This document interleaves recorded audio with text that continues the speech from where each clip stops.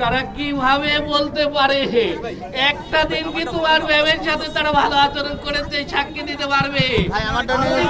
আমি বলছি আমি পুরা কেস তুলে নিব, চ্যালেঞ্জ করতেছি। একটা দিন যদি তারা ভালো আচরণ করে থাকে, প্রতিদিন ক্যাম্পাসে আমাকে ফোন করে বলতো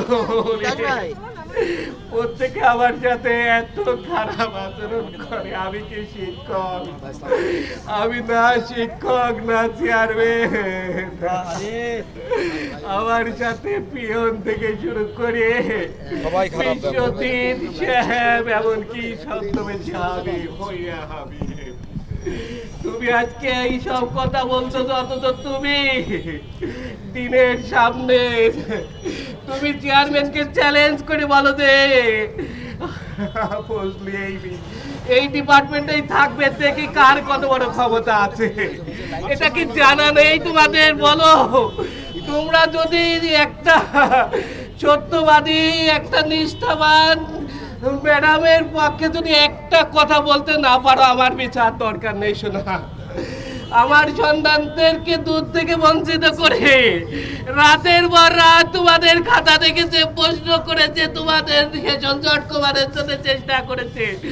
বলতে পারো তোমার ম্যাডাম চেয়ারম্যানের আগে ডিপার্টমেন্টে একটা ব্যাচ বেড়েছিল।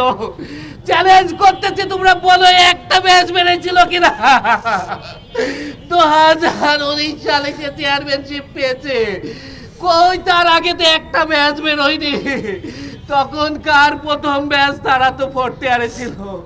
তোমার ম্যাডাম রাতের পর রাত চেষ্টা করে তাদেরকে পার করেছে। এই সব তো তাদেরও পরীক্ষা নিতে চেয়েছিল না গো।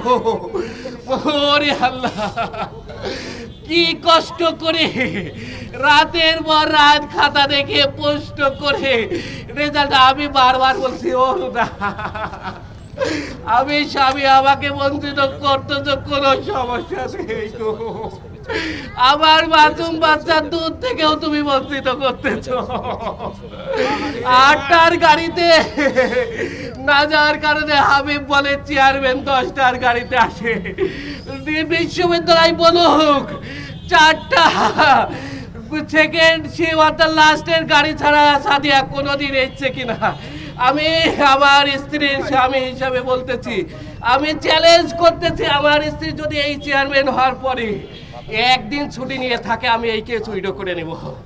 সে যদি একটা দিন অফিস কামাই করে থাকে, বিগত চেয়ারম্যান দিনের পর দিন অফিস কামাই করেছে, লক্ষ লক্ষ টাকা তছরূপ করেছে, প্রশাসন বারবার চিঠি দিয়েছে, একটা বার তারা হিসাব দেয়নি। কই প্রশাসন তো কিচ্ছু বলে না।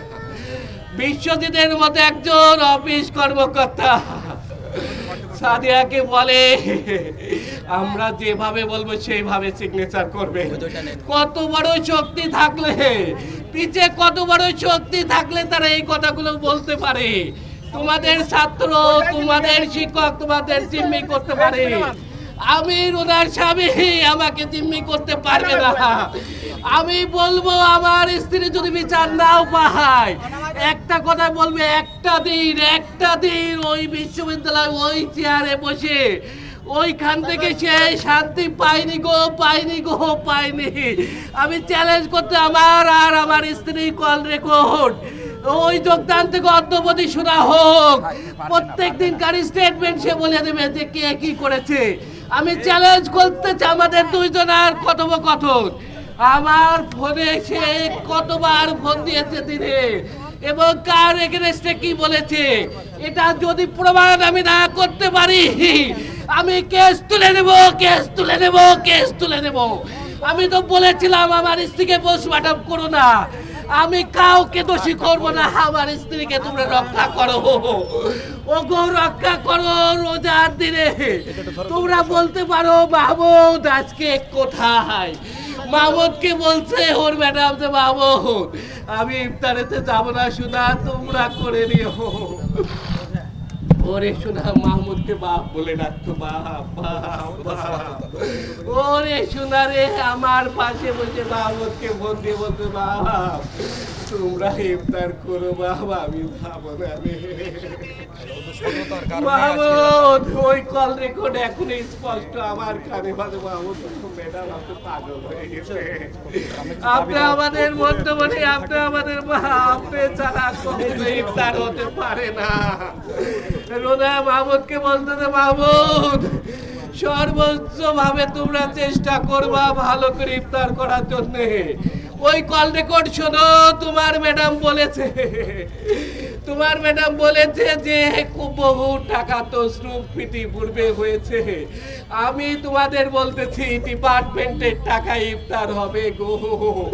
এই ডিপার্টমেন্টের টাকা আরো টাকা না, তোমাদের টাকায় তোমরা ইফতার করবা। শোনা আগে অনেক তসরুপ হয়েছে রে শোনা, আমি তো কোনো একটা টাকা তসরুপ করতে চাই না, আমি চাই তোমাদের টাকায় তোমরা ইফতার করো।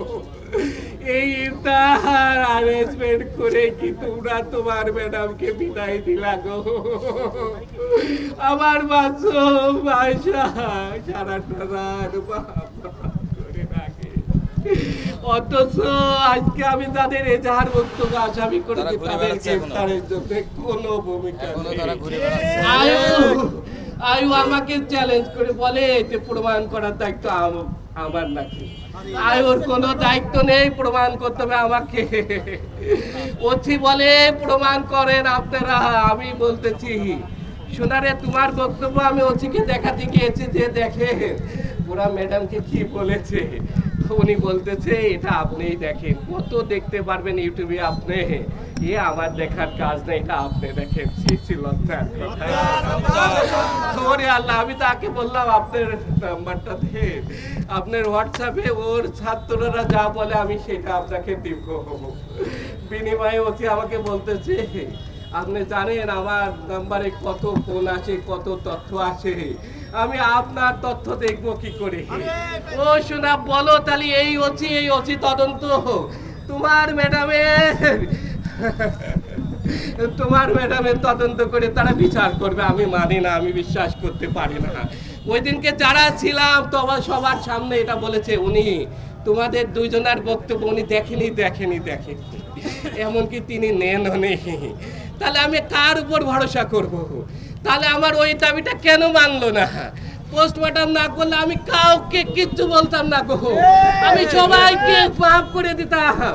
ফজলু যে ফোন ব্যবহার করেছে ওটা আমি কিনে দিয়েছি। শোনা তোমার ম্যাডাম যোগদান করার পরে প্রতিটা মাসে ফজলুকে সে টাকা যোগ করি পারে।